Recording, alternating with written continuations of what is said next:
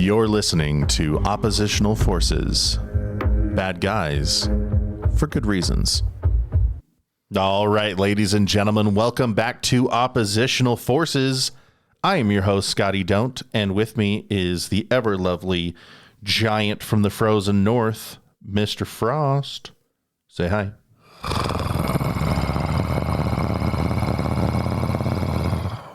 Hello. Mr. Frost, how are you doing today, sir? I am phenomenal. Phenomenal. That's good to hear. We had quite the long hiatus, and we just dropped an episode the other day, and now we are back from outer space. So we wanted to kind of jump back on track. Now that we'd kind of cleared the air with our our rant last episode, which I don't want anybody to get too lost in the minutia. Like, of course, we support human life, and people around the world should have healthy, happy, long lives and not have their sovereign territories invaded. But also that doesn't mean that I'm going to go pick up a pack and go dig fighting holes with Ukrainians at the same time. As fun as that sounds. As fun as it sounds. Because don't get me wrong. Oppositional forces, Op4, we do like our violence. There's a reason we say wage war, stack bodies. But actually, that came from somewhere else. But anyways. Well, yeah. We'll use it as that. So today, getting back on track, I wanted to tie back into the social engineering. We did a whole episode about social engineering, and it's its own pocket of these manipulative sciences that we use for gaining access to places, gaining information from people, to derive certain behaviors from people. And I think I use that a lot. What? Recently, going back to working in a bar. What we're about to talk about. Sorry, you're giving me this blank stare of that. Oh, it's like, he's going somewhere with this. Well, actually it is. I mean, ultimately I have to, what I do at the bar is essentially I'm the first line that everybody meets at the bar when they come in. I'm usually patting people down or just kind of getting that note of how people are acting. And I can almost change that dynamic of how they react to people just by interacting with me. Right. If it's somebody, especially girls coming in, especially girls, especially the ladies. Yeah, the ladies. But when they do come in and they kind of have that, it's been a rough day, been a rough week type of thing, and you say something flirty and something nice to them, like you can feel their energy shift. Mm-hmm. Oh, somebody's already flirting with me. Right. Look at that. And their energy changes, and then they go from coming in with the resting bitch face to that big bubbly smile. And I mean, seriously, you just see it change. And then even with dudes, it's one of those things like, yeah, he's hitting on my girl, but suddenly my girl's attitude changed. Right. We're about to have fun. I'm not going to have to worry about she's going to get drunk and I'm going to be carrying her out of here because she's thrown up all over the floor. Right. Well, the applications are endless. These sciences, and we can have the argument whether or not these are quote unquote sciences, because we're going to get into Neuro-Linguistic Programming today, or NLP. And Mr. Scotty's been trying to talk me into it with some things. Join the cult. Yeah. Do it. Right. So, there's a lot of applications with these different concepts and changing your behavior, changing other people's behavior, adjusting how people or yourself are perceiving a situation. A lot of that has to do with, reading a person, reading yourself, body language, where these things come from. We're going to get into some of that here as we start, the deeper dive. But the applications are endless, whether you're working at a bar, whether you're in sales, whether you're, running a Fortune 500 company, if you're a cop on the street, Right. These things have the ability to change how you see the matrix around you. And then once you see, the falling numbers and letters, now you can manipulate it. So that's what I love about the stuff, especially when we're doing things like red teams, penetration testing. We don't do this at Op4, but I'm very fascinated by things like corporate espionage and things like that, because your ability to alter someone's perception or behavior to give you something to do something, that's that's what everybody's like dream ever since we were watching like Tom and Jerry, and Tom reads a book about the ancient mystic arts of India, mesmerizing, doing something, and he learns the little magic phrase, and he can make the cat do whatever he wants. I'm forgetting which one's Tom and which one's Jerry. I just realized that. Tom's the cat, Yes, right? Tom Cat. Okay, yeah. Jerry the mouse. Yeah, well, we can't all be winners, okay, everyone? I didn't know there was going to be a test today. You're the one that made the test. So, let's talk about it. Let's talk about neuro-linguistic programming. As always, I like to kind of define the terms. So NLP, Neuro-Linguistic Programming, is a model of interpersonal communication chiefly concerned with the relationships between successful patterns of behavior and the subjective experiences. So it's kind of like, how do I shave this off a little bit? NLP is Taking the blue pill. Yes. Changing your dynamic, not just going with the flow. So it's versus the red pill of just being happy and content with how your life is. okay. Now you have it backwards. No, I actually just looked it up. Red pill it wakes you up. The blue pill is you stay in Wonderland.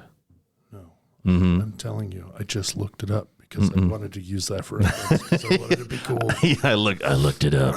No, that's why The terms red pill and blue pill refer to the choice between willingness to learn a potentially unsettling or life-changing truth by taking the red pill or remaining content ignorance with the blue pill. You are correct. Okay. My bad. It's all good. We're here to help each other. It's the red pill. Okay. I eat the blue crayons, and so I often confuse. I eat the red ones because they taste like cherries. And that's why you're so woke, bro. Because you woke up. You're not in the Matrix anymore. You should see this man. Mr. Frost walks around totally in the clouds. No, he is totally aware of the world around him, and he knows that it's all bullshit. And he'll tell you every 5 minutes. Right. This is bullshit. This is very true. So the cut and dry for NLP is learning how humans behave in the underlying, the subconscious kind of feedback loop between the conscious and the the unconscious. So in your unconscious mind, your subconscious mind, what is it that's going on down there? And so therefore, if we tickle the piano keys in your subconscious, we can create new actions, behaviors, alter your perception in the conscious world. So that's why I talk about like the matrix and all these things. NLP is this great voice into the void, where you can really bring something out of someone. Hit pause for a second and like go to YouTube or Rumble or wherever you watch videos, and just pull up like Darren Brown NLP and watch how somebody can be manipulated in a very short amount of time by altering. Don't fall down the rabbit hole. Don't fall down the rabbit hole. And we're back. Wow, you were there for 5 hours. Right, exactly. So somebody hit pause and was like, okay. And they came back up for air hours later, like, oh my God. It's amazing. But it is amazing, because by making small, subtle changes, to what you do, or what's visible, or what can be, heard or smelled in a space with another person, or even with yourself, because a lot of this is like introspective stuff where you can change your own behaviors. It's really exciting to see how you can pull all kinds of rabbits out of that hat. I don't know. I can't talk enough nice things about NLP. It's like I have a crush on NLP. You have a stalker situation with NLP. I mean, honestly, I have a pagan altar for NLP. I really kind of feel like that if we found some kind of like, what's it called? A workshop that was like 5 days long. Dude, Scotty would be there like 20 minutes early, hand in hand. I'd throw my credit card on the table so fast for something like that. For real. To be honest with you, let's go. I would too. Hold on, let me hit pause. We'll go. Right. And it's solely like, I just like the action of it. I like being able to not necessarily manipulate anybody to do anything they don't want to do, but I like to change that energy.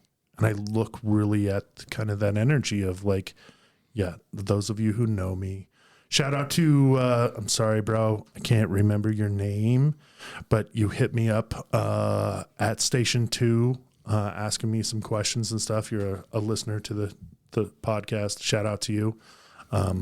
You know who you are. You know your own damn name. Yeah. Hit me up again when you come in.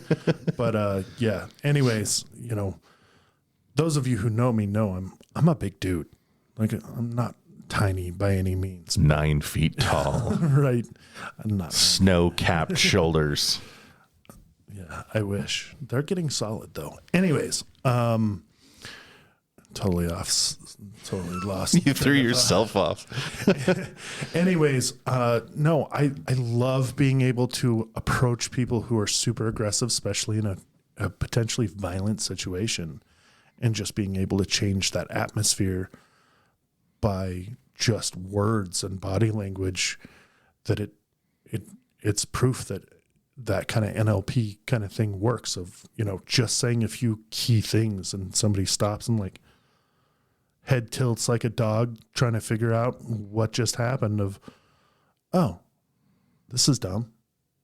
I'm going to go back over here. I don't even remember what we're talking about now. You know what I mean? Type of attitude that I'm right there. Yeah.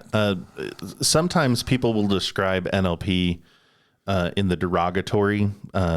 They, especially if you just had hit pause and fell down a 5-hour rabbit hole of what we call like street hypnosis. Street hypnosis is like a variation of NLP that's used a lot by like pickpockets and street performers, close-up magic magicians and things like that. I don't know why I'm like I haven't had a drink and I'm like slurring. Well, yeah, I mean, abductors use that a lot as well for women and children. Yeah, somebody walking exactly. down the street, they'll have somebody across the street walking. It looks like somebody who isn't even a part of it, distracting them, and then somebody comes up and snatches them up. Well, and there's something to be said about, the ability to very abruptly disrupt somebody's train of thought. Right. And that is one of, I'm not going to say like the key elements of something like NLP, but there's definitely some strategies that you could use. One of which is that disruption, doing something that somebody does not expect in that particular behavior like shaking hands. I reach out to shake your hand. The last thing that you expect from me shaking your hand is to abruptly jerk your hand forward an extra 6 inches towards me. And then I say something to you, right? Like, hey, and then insert an action. And as long as it's a simple action, that doesn't pull a bunch of, red flags, I'm likely to give that or, to be able to pull that action from you. So, I mean, yeah, there's a ton of holes and loops and pathways we can take with all this stuff, but not to get too deep into the minutia before we've already gotten started. We're 20 minutes into the show already and already there. You see, and this is the problem with Mr. Frost. He's looking at his clock like, oh, man. Okay, mister. I want to keep it under an hour, bro. I want to keep it under an hour. Like, you know what? We get on a subject that I like to talk about, to be very honest with you. You know what? We'll do 4 hours. I don't care. I don't care either. As long as the people are with us. I mean, and this isn't some sort of echo chamber where you and I circle jerk each other to death. Ooh, circle jerk. Anyways, sorry. It's been a minute, guys. I do apologize. But yeah, I mean, I'll sit and talk forever if it's about something that I enjoy talking about. You know what I mean? Some of you who follow me on my personal page have seen me rant for 2 hours straight on a live on Facebook, which I'm currently in jail for. Anyways. Back in the Facebook jail. Yeah. Anyways. You've been a naughty boy. Yes. So essentially, the NLP communication model states that a person is constantly in a sort of behavioral loop. Okay. There's their external behavior always creates an internal response. That internal response in turn creates the person to respond in a certain way. The external behavior, as you can probably see, like this external behavior then creates the internal response and so on. So it's very Pavlovian if you think about it. There's this external and internal ebb and flow with NLP. So the idea, is this, there's a trigger, then there's an action, and that action, has an underlying trigger, and it just kind of goes like back and forth like this. So that's why when I reach my hand out for yours, it draws your hand from your body. And a lot of that's cultural, it's learned behaviors. So there's a lot of these things where, you have an external stimuli, and then there's this internal, trigger, which causes, you to then respond in kind. And there's a bunch of this stuff. And that's why if you understand what gets that action, then you can insert, something into that dynamic that they're not expecting to cause that action, but you send them the signal, the trigger for that action. I don't know if that makes sense. Yes. Okay. People at home are like, what in the... I know what you're talking about. Can I buy drugs from these guys? Right. But I'll make it a little more simple. It's like this. Have somebody that you kind of know or are familiar with, and they stick their arms out like they're going to hug you. As they approach you, your immediate response is to stick your arms out like, oh, I'm going to hug you now. And my brain does that as well when I'm patting people down, especially people who come in or I'm familiar with, and I'm not expecting them to be ready, and they come up and their arms are kind of out and almost in a hug state that I feel my body like starting to drawn to the hug, like extending out, like, oh, they're not looking for a hug. They're waiting for me to TSA them and touch them inappropriately. Not really, but Well, I mean, and that actually it's a really good example. If you wanted to cause someone to hug you, what are the behaviors that you can examine in intimate personal relationship that allows two people to seamlessly and effortlessly hug? It's in the body language, right? Just a soft kind of step forward and if you're extending your arms. confident in what you're doing, like, hey, it's so great to see you, as your arms are opening up really big for a hug. They may not know you from Adam. You're going to get a hug every time. Not for me. Oh, yeah. No. I know this. Practice. I know this because I'm always so careful about people that I'm like,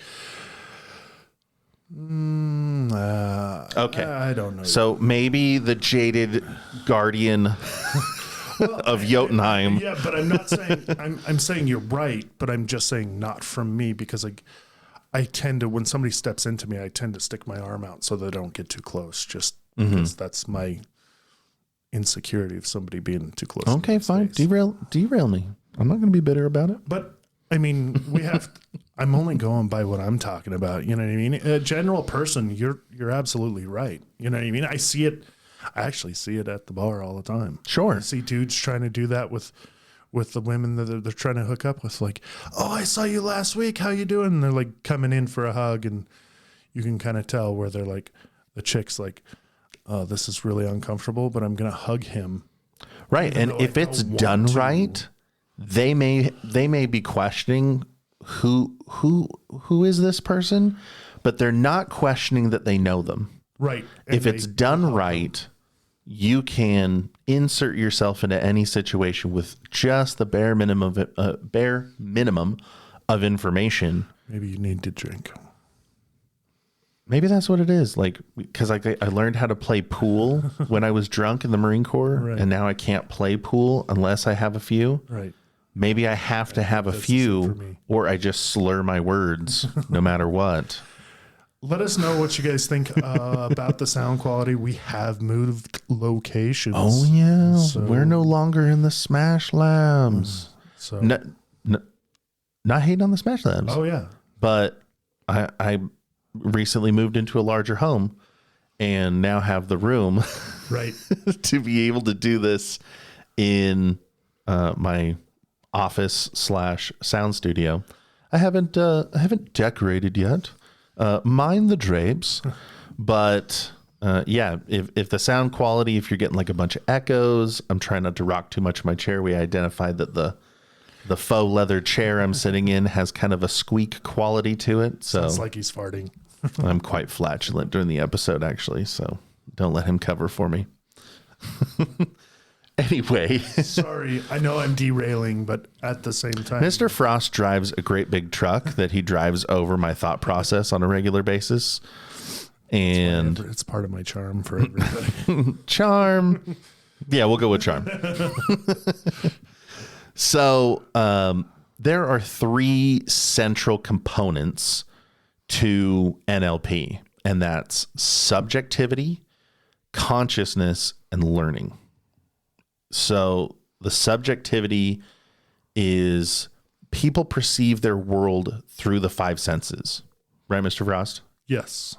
And not to forget the 6th sense, which is seeing dead people. Therefore, manipulating their senses will cause them to perceive their world in a way that you want them to, which is why you can also do it to yourself. Small examples of NLP in practice are things that a lot of you have already heard before. When you're studying for a test, chew a very specific flavor of gum, and then chew that same flavor of gum when you take the test. And that's why they don't let you chew gum in a public school test. That's not why. It's because they stick the gum underneath the desk. Seriously. I'm telling you. I'm arguing with you. It is 100% because kids for maybe time in memoriam have been sticking gum under their desks. High school kids. I'm telling you, college exam kids cannot chew gum in class anymore because of that. I guarantee you. Well, what's wrong with using a technique? Because they want you to learn better. Because they want you to be a class of workers, not a class of self-thinkers. Okay. That's my wokeness for today. Don't try to suck the conspiracies out of me. We'll have conspiracy corner one of these days, so we'll just go off. Okay, fine. And we'll lose a lot of listenership doing that too. But I'm serious. Like, I was actually, never mind. I'm getting off topic again. I'm sorry. I'm just letting you. My brain is just drive this bus, bro. My brain is everywhere today. I do apologize. Well, that's what happens when you... Well, it snowed today, so that was a thing. Where? Here. When? In the midday. The sun was out. There was no clouds. Where was I? And snow was falling. At what time? 11:30 to probably 12:30 in the afternoon. Oh, I was in the gym. That's why. I was in the gym, just get my swole on, guys. Just, excuse me, ma'am. Can you point me in the direction of the restroom? Is it this way? Hey, that's how I'm getting these swole shoulders. So subjectivity. Oh God, I could read the emails now. Like, look, guys, I really love the information you're putting forward, but could you stay on track a little bit? Right. And that's why I'm apologizing. I do apologize. So sorry. So the chewing gum, one of them I'd heard before. So a little bit of my background. My mother is a professional interior designer, like all the actual certificates and accolades, not just some woman who watched HGTV for 15 years and decided to start regurgitating it from what she saw on Etsy. Some of the things that you can do in a home when you're preparing a home or showing a home for sale is using specific color schemes that induce certain feelings, and these are responses, right? The way you feel. Feng shui almost. Feng shui. That is one of them. For those of you who know idea what I'm talking about, it's you might be calling it feng shui, and you're wrong. Also, baking cookies, fresh baked cookies in the oven of the home you were trying to sell. Realtors know this really well for open houses. The smell of fresh baked cookies induces a childlike state in the buyers, and it takes them to like a safe home environment where fresh baked cookies were available. Because your nose, actually, if I'm remembering this correctly, has the shortest pathway out of all your senses. And so smell shoots right into the freaking brain and says, hey, remember this. That's why smells can induce memory so easy. So, but like color combinations at a fast food restaurant that make you hungry, background stores, keeping it cold. Right. Stores use certain tempos of music or certain genres of music to draw out those sales. So, I mean, there's a ton of these things that are being used that alter your subjectivity in order to produce a response. So, another of the central components, which was consciousness. Now, this branches into two separate notions, the conscious component and the unconscious component. And I was kind of talking about this a minute ago. So all of us experience things in our unconscious mind, even though these unconscious representations can affect our conscious behavior. Like, for example, how you felt about something had more to do with your unconscious experience than your conscious one, because you're drawing from a range of past experiences in your unconscious mind. So it's like you're always writing this script based on your experiences. And then when a new experience comes up, it's actually your unconscious mind that tells you how to feel about something, which is where like gut feelings come from. That sensation of like, red flags or good feelings or good vibes or concerns. Intuition. That intuition is a brain of its own saying, hey, look, so we've seen something similar to this 562 times. And typically The average situation says that this is a really good thing. So we're going to go ahead and tell you to be positive. And then you have a positive external experience. And so your consciousness is altered to be inviting to what's going on. And therefore, you'll have a good experience in what's going on, or the potential for one, as long as it is a good experience. And then that trains your subconscious mind for reason number 563 that, of your learned experiences. Mm-hmm. So, sorry. This might seem like kind of like playfully dry. It's really dry, but once you get that. So, right. This is just the foundational base I'm trying to create for you guys here. Right. And I think that once you really kind of get through that dryness, it will make more sense, and then it'll kind of turn you on to why we get, and especially why Mr. Scotty gets so passionate about it. Yeah. So, anyway, let's jump to learning. So NLP sees learning as an imitative behavior, which they call modeling. The theory states that imitative learning can codify and reproduce any desired behavior. So oftentimes you hear people, when we're talking about, NLP, you'll hear people talk about modeling or mirroring. If you perform the same behaviors as the person in front of you, almost like Simon Says, in the conversation that you're having, they will suddenly become much more receptive to what you're saying than you doing things your way. So if your go-to is to stand like Superman while you're instructing, a subordinate at work, you're taking on a power stance, and they're going to perceive you, as a figure of authority. But if you're trying to relate to them in something, and they have, their arms folded, or one hand on their hip and one in their pocket or something, mirroring and mimicking their stance and their behavior and their body language will actually draw them in closer to you.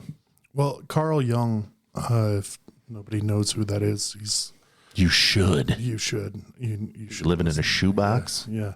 But Carl Jung says that we kind of choose our friends because they have things that we admire and we want to be with ourselves. Like it's one of you have skills, or you have what's the wording that I'm looking for? You want to mimic things that they have because they're traits. That's what I'm looking for. The traits that they possess that you want to, cultivate or make more part of your life. Right. And you get a lot of that with relatively healthy people. Unhealthy people surround themselves with the things they hate most about themselves. Right. And so that they can point at someone else in their life and say, no, he's the alcoholic. Right. I'm not an alcoholic because look at how bad he is. Right. Kind of thing. It's easier to push blame on somebody. And then that turns into projection, which is another Carl Jung thing. Right. Man, we're really going to get into the weeds with some of this stuff. Well, I'm just trying to comment. No, I mean like in a good way. Yeah, but I mean, Carl Jung is one of those people that brilliant mind. Yeah, but he can be a little crazy too when you start thinking about cult leader. Yeah. Right, but a brilliant mind, and it turns into, projection of when we call somebody. His idea of, calling somebody names and saying bad things about them is actually us saying a reflective of what we think about ourselves. So when you start calling somebody a piece of shit, you actually are kind of subconsciously calling yourself a piece of shit, and that's what you think of yourself. Right. Which is why, when we start talking about things like self-speak, Something they suck at. People don't have a really strong understanding of how the subconscious mind works, the unconscious mind. And when you say negative things about yourself, that negative speak is internalized, and your subconscious brain, your unconscious brain, can't tell the difference. It takes it almost as an order. Like, oh man, I am the scum of the earth. Oh, I am a giant fat ass. Oh, I am really bad at, this, that, and the other.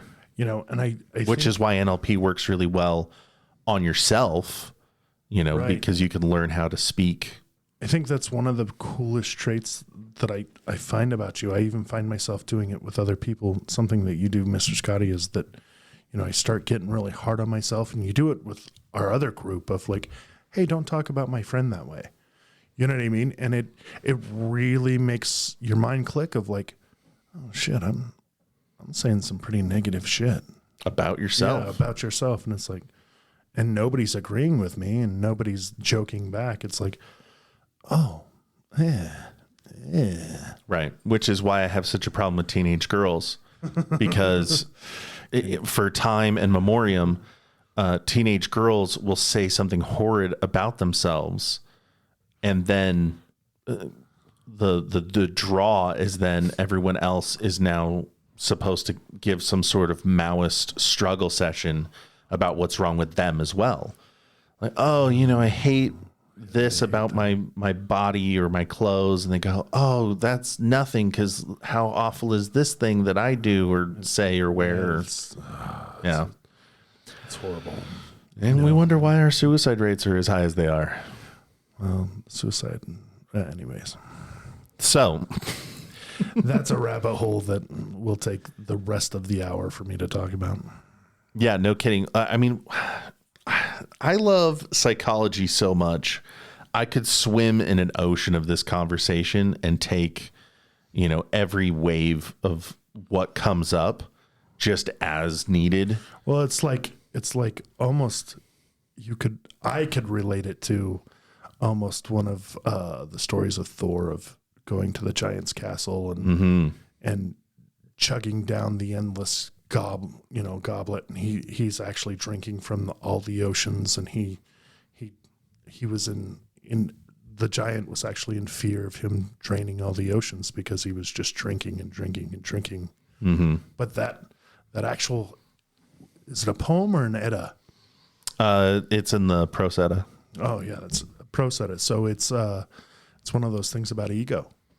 Mm-hmm. That whole thing of being against yourself. That I need to find that, and I'm going to post it on that Edda. Fair. That Pro Edda, because it's a perfect thing of like you against you, of racing against yourself or out eating or whatever. You're fighting yourself. And see, you guys thought that you were going to listen to an episode of how to manipulate people and gain things from them. And really, you learned something about yourself. Next time on NPR.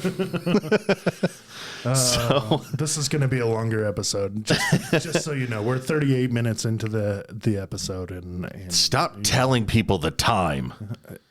I'm gonna reference it just because we're gonna dive deep, and I think that this rates actually a deeper conversation, and they can pause it and come back to it if they'd like to. I promise not to go forever. How about that? Don't pause it. Don't come back. Well, it'll just be a longer episode. Just telling you that now. So, what were we talking about? So codifying the response, the desired behavior. So that's learning.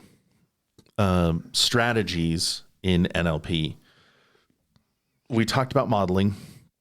Really briefly, modeling is very much about studying patterns in a certain behavior or way of thinking as a way for you to unlock the underlying why you do it or they do it, which allows you then to influence the behavior or way of thinking by modifying that pattern just a little bit. So if you look at it from the standpoint of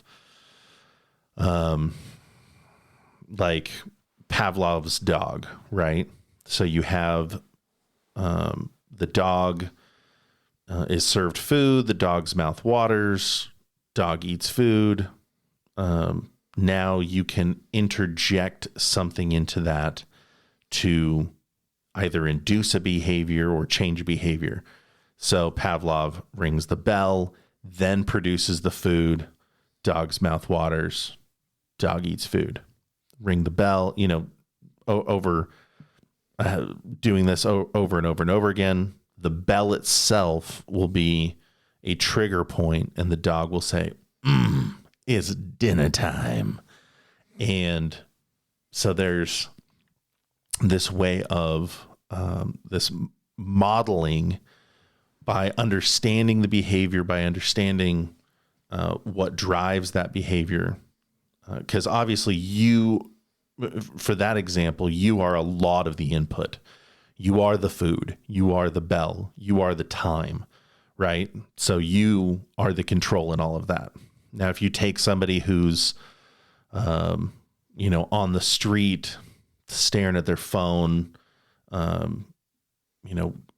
walking, kind of back and forth and biding their time, that's a perfect target for interrupting, that behavior, as long as you understand, the what, like, or the why.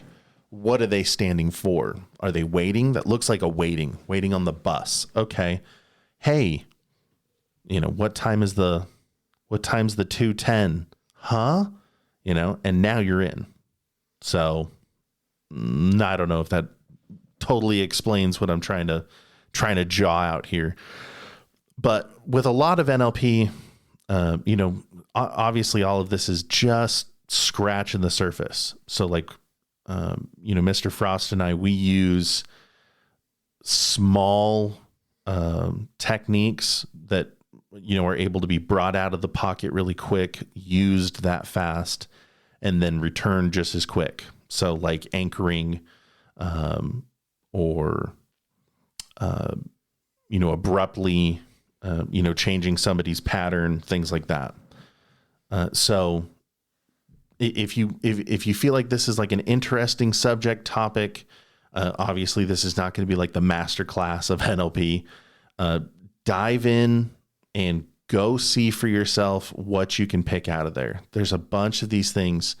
And I would be remiss if I didn't at least take a moment to shout out to Neil Strauss, who is an NLP practitioner friend of mine.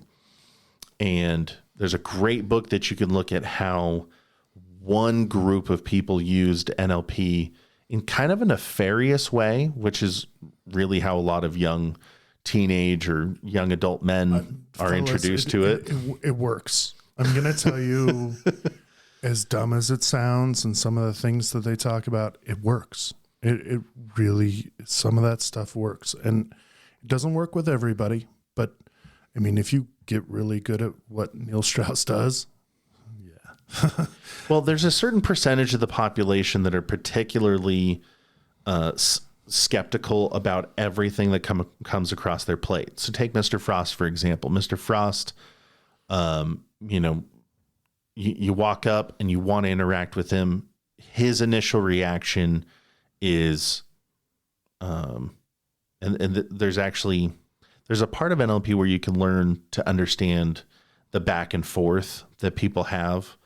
I'm trying to remember what that's called.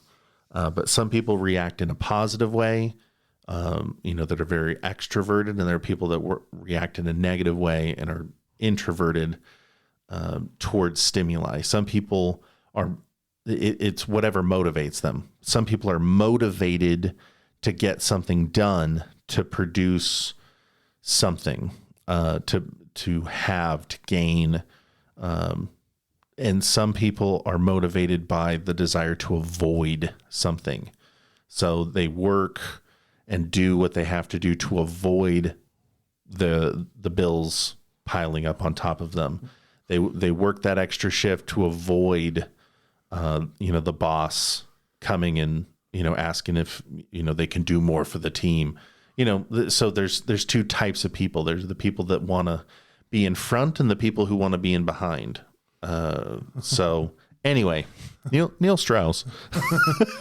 I don't know where he was talking about with me and where he's going with that with me. But Well, no, like avoiding like the hugs and like the typical approach. Right. There are people who react differently and are not as susceptible to the direct approach. Right. And that's why modeling is important, is understanding the why from an individual as you approach or Right. when you approach, and break down what their why is so you know which angle to come from. Right. And I think that it's all really kind of body language, to be very honest with you. You know what I mean? It is one of those things, but for me, it's just one of those, I'll be very honest, I don't like to show vulnerability. And I think that when somebody comes in for a hug or, you know, something like that, literally it makes me vulnerable.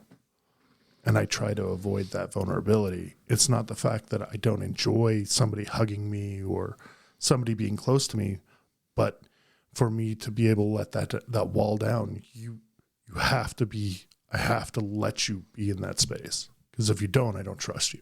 Right. And that is where it kind of comes into being of like, I do negotiate around of like, I don't want the boss to come in here and talk to me.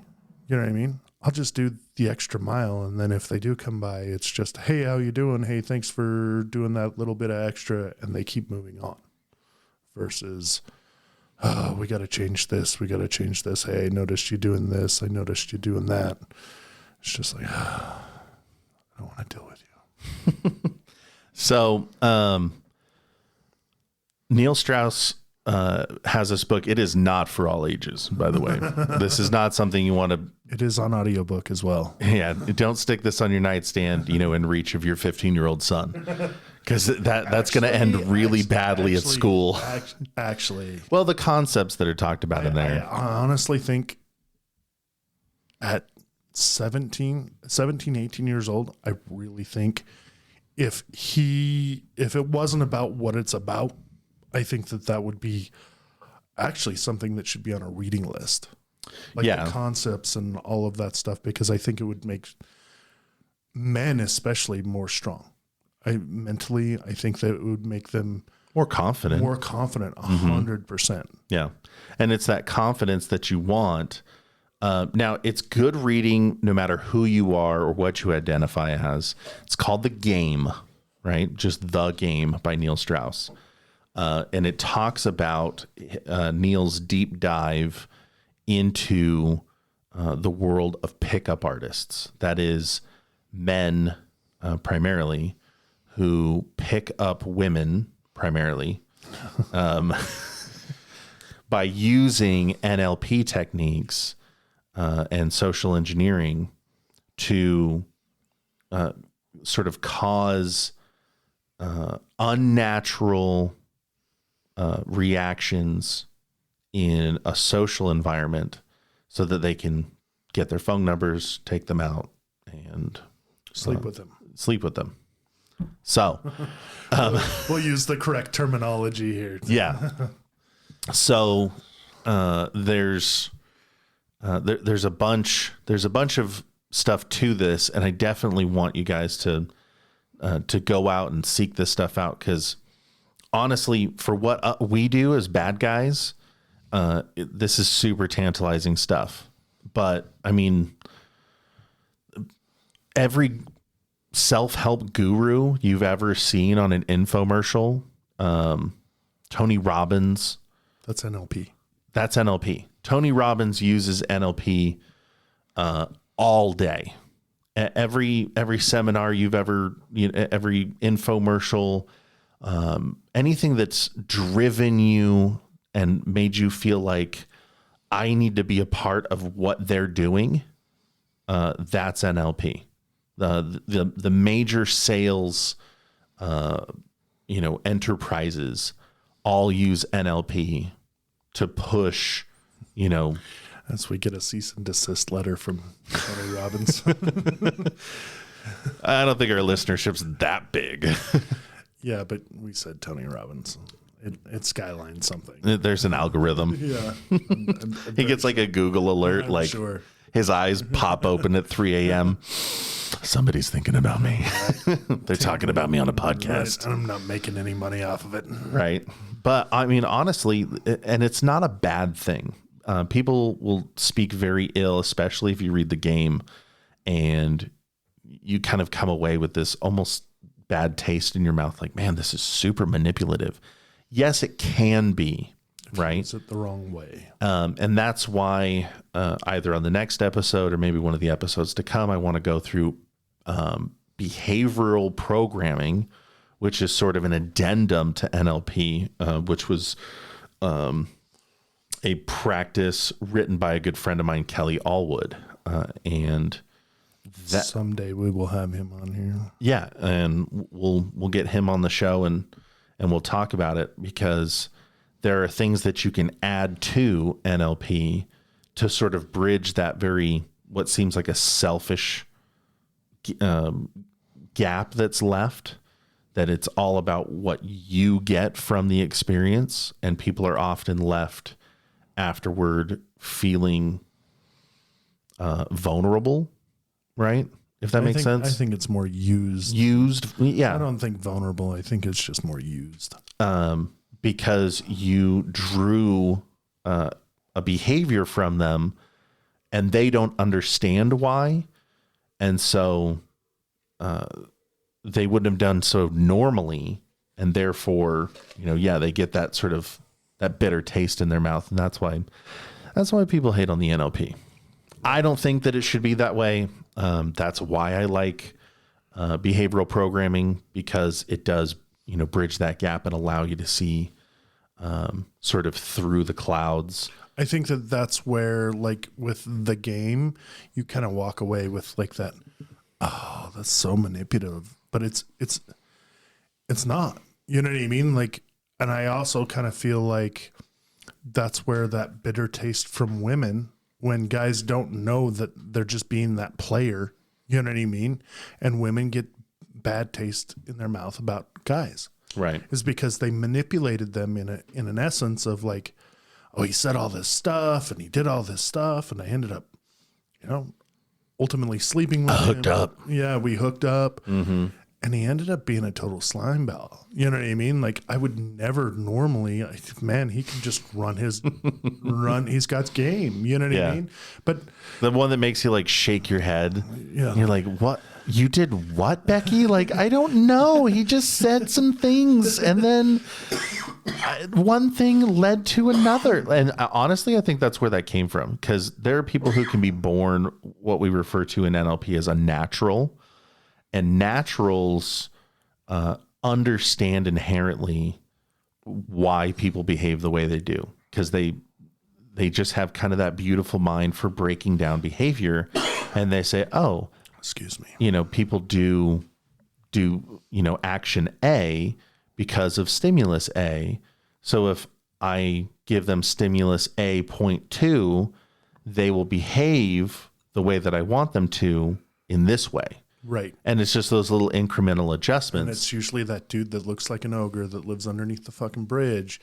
And you're like, but he's running a cult and having sex with, 18, 19-year-olds, 30 of them at a time. That look like supermodels. Right. Because, and that's where you get a lot of like the ultra super successful cult running narcissistic sociopaths.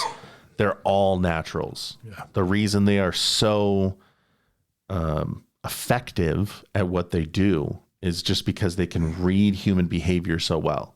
That's why I've studied it so extensively, because ultimately, at the end of the day, I want to start my own cult. I do. I'm already in the back 40 of Utah. You guys, he says don't talk like sexual chocolate, and then he brings in cult. Yeah. Okay. Great. All right. So, strategies of NLP. So there's use NLP to get people to listen to our podcast, and I should get us to. I should, because that's what advertisers do. That's what they specialize in. Right. But I feel like maybe we do need to go find a seminar just to learn to talk to people. Like when we go to SHOT Show, to be able to get people to be like, hey, I want to schedule an appointment with these dudes because instead of us walking, I was flexing a little bit of it. I was doing a little bit of anchoring and but mirroring. I'm just saying throughout the year, and then have that kind of, we're not walking 22 miles a day through booths. Yeah. As Mr. Scotty like cringes, like, oh, my feet still hurt from that. My feet started throbbing when you said it. Right. NLP. Anyways, having people wanting to set up appointments with us. Yeah, no, 100%. So there's internal and external experiences. So we talked about Pavlov's dog and kind of how that all works. That external experience drives an internal experience. That internal experience drives an external experience. And you can kind of see how like all of these things are sort of this interlocking sort of loop of each other. And it should feel like that. It should feel like, well, you're kind of saying the same thing over and over and over again. Because they're all very married to each other. So when I say strategies, it's not quite like do A plus B and you get C. It's here's A, B, and C, and they all work hand in hand. You just have to figure out what combination of A, B, and C need to go in what order with the specific person. Right. And that's why a much deeper dive is necessary. If you really want to get a strong grasp, don't take it from the crayon eaters here on oppositional forces. If we go to a seminar, and we start, I'm going to just start using it on the listenership. Yeah, but I don't take it for granted right yet, but it's happening. It will happen. Just TOTE is another one of the aspects of NLP. And TOTE is TOTE. It's an acronym, and it stands for test, operate, test, exit. So the TOTE model is mainly used to see what are the stimulus that can cause you to react a certain way. The model is used to find out like what is the thing that sets off a specific strategy in motion in your behavior. So the test essentially looks at the trigger, what starts the strategy as the trigger continues to operate. It is then tested again to see if it produces, the same reaction. If it does, then it's completed. And then, you can move forward from there. Take note. And you can use it a lot in like modeling, in the internal, external experience. TOTE is definitely like, you don't know something about them. You haven't observed it yet. So it's like a forced modeling. So you want to test a theory. Like if I do A, what reaction am I going to get? Oh, I got that reaction. That's interesting. Okay. Let's drive this a little bit further and I'm going to test it again. Oh, I still got reaction A. Okay. Awesome. Well, then we're going to catalog that. And next time I want to get, that reaction, this is the stimulus that drives that. So, it's a way of like drawing out the unknown. So there's, like with the pickup artist example that we were using with the game, there was this thing Neil referred to as the freeze out. And so you don't know what you're going to get as a reaction from someone when you walk up to them in a club and take them by the hand and start walking away with them, like pulling them away from their friends, not like aggressively, but like take them by the hand, flash a little smile at them and start to walk away. Because if you do, you meet people like me. Yeah. Mr. Frost will come out of the corner and beat you to death with your own arms. But if turn them to your ears, if the target follows with you, then that's reaction A. If they let go of your hand and kind of recoil, like, who is this motherfucker? Then that's reaction B. Catalog, which one you got, and then you can work from there.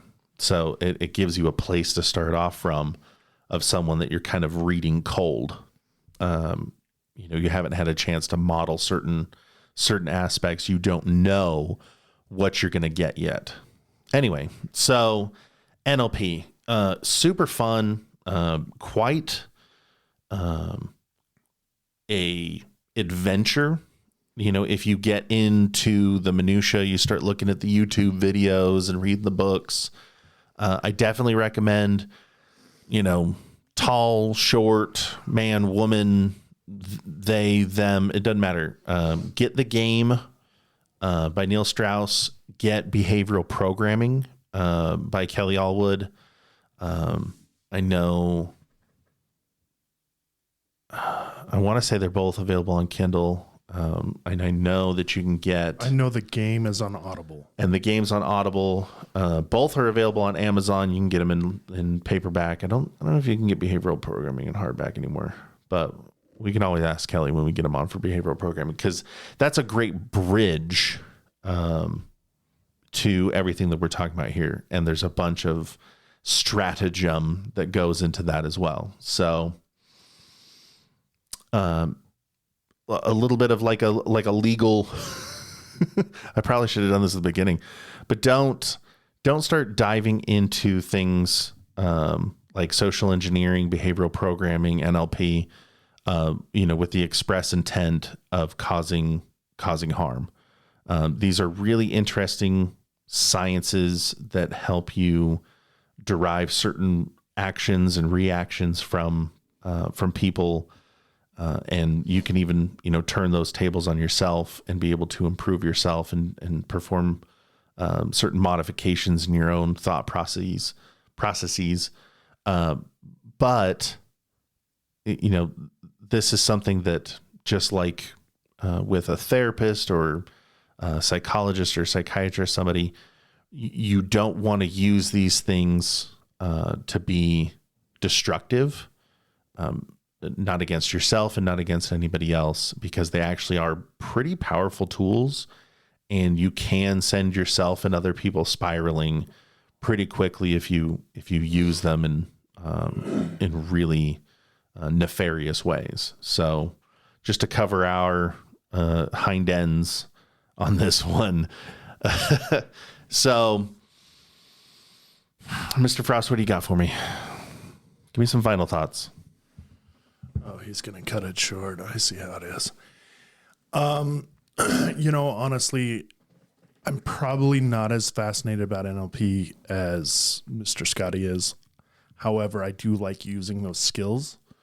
I think that after, what was it? Earlier this year, it wasn't even that long ago, actually.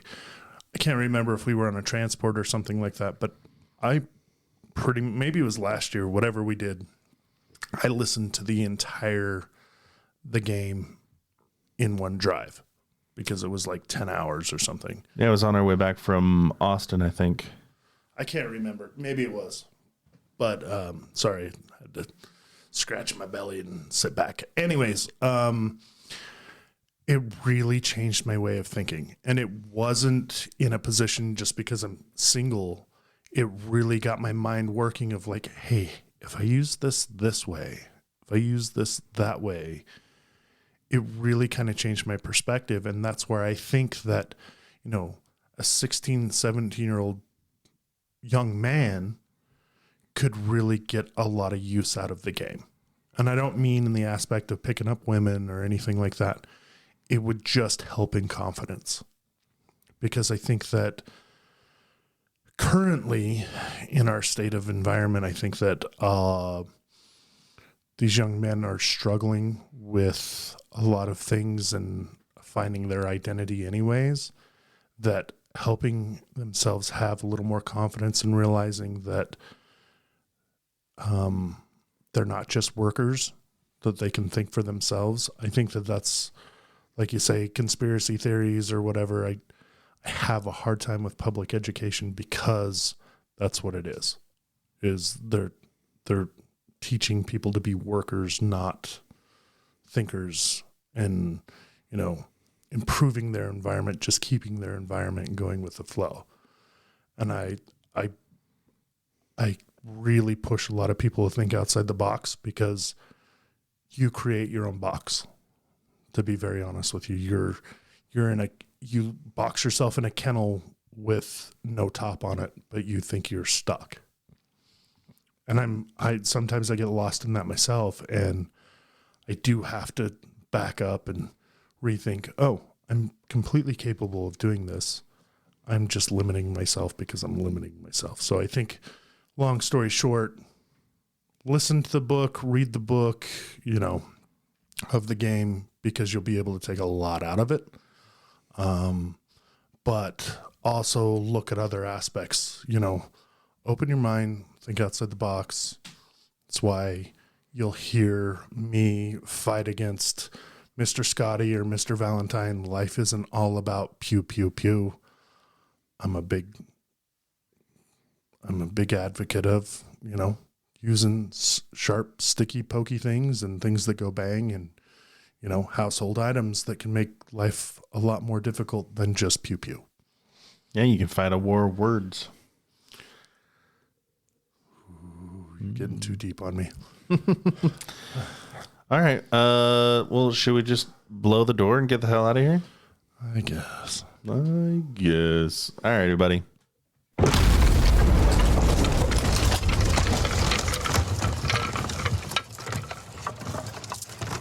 I should start saying fire in the hole before I do that. You should. Fire in the hole! I kind of feel like everybody who's listening to this, I kind of feel like this is a part one. I mean, that's really kind of where we're at. It's not necessarily, but it's almost the part two. No, I kind of feel like diving into this and us explaining this a little bit is part one of that. Sure.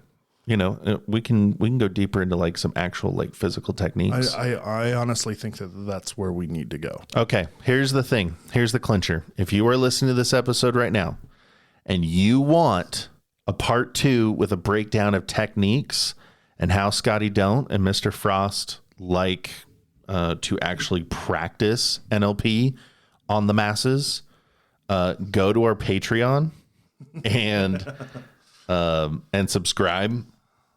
I'm not going to give you a minimum, but if it's not $5, you're an asshole. Because he has to work in whole numbers.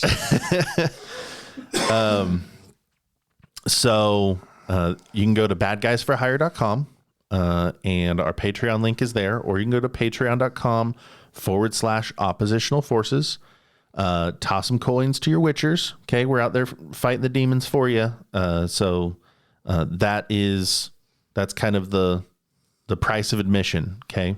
I am thinking about doing some behind the paywall things with Patreon. And I want to grow that and really push that forward, because I want to do things on the other side of that paywall that we can't do in front of a general audience. And right. That's not some sort of sexual connotation, though Mr. Frost would have liked it to have been. It's not my OnlyFans. But I want to teach you how to do things that are uncouth, but have you can use them in a positive way. Okay, and we're going to do video, and we're going to do little short episodes where we're showing you how to do something and working through something, and then that's going to be where that value is going to be at. And please go to our Facebook page as well. Facebook, the Instagrams, all of those links are there on the website. Give us a like and a subscribe and a share share us across the board. Leave us a review if your podcast app allows you to do so. Make sure you set it up so it gives you notifications for when our episodes come out. We're going to be doing a lot more of them now that we're all set up all nice and tidy. So we can do them throughout the day instead of having waiting for Smash Labs to close. That's doing our episodes at like midnight. not that it's not, late right now. But excuse me again. Yeah. I mean, if we do this right, then we can do it anytime. Right. So now that we're all set up. Yeah. And I kind of feel like we can get a little more information out to you guys a little bit more now that we're more organized. Yes, I believe so. So with that, big shout out to our executive producer, Thomas Larson.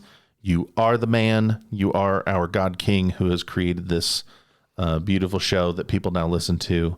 And big shout out to, all of our wonderful subscribers on Patreon. If you want to be one of those people, then you totally can. And we totally appreciate that. And if you don't, then I hate you. He's lying, but not really. Not really. With that, hold on. I just want to say. Hold on. Little teaser. What's up? I want to say this. If there's some information you guys want us to go over, drop us an email, or you have some private questions, because I've had some people reach out to me asking questions. Please email us. Please reach out. I mean, I'm all about education. If it's something that's drawn out and something like that that maybe requires a class, I'll let you know. But, general information or even directions for that information, please feel free to reach out. Yeah, message us on the Facebook page. You can message us through the Instagram. And there's a contact form on the website. Right. So we do want to hear from you guys. We want to hear what you like hearing. I'm even open to, constructive criticism. I won't always. I'm not.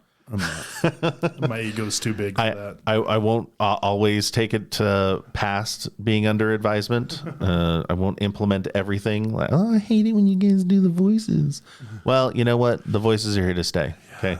Now, except for the sexual chocolate. Except for that. Just stop it. All right, guys. Thanks again, and we will see you next time. Thank you for listening to Oppositional Forces, Wage War, and Stack Bodies.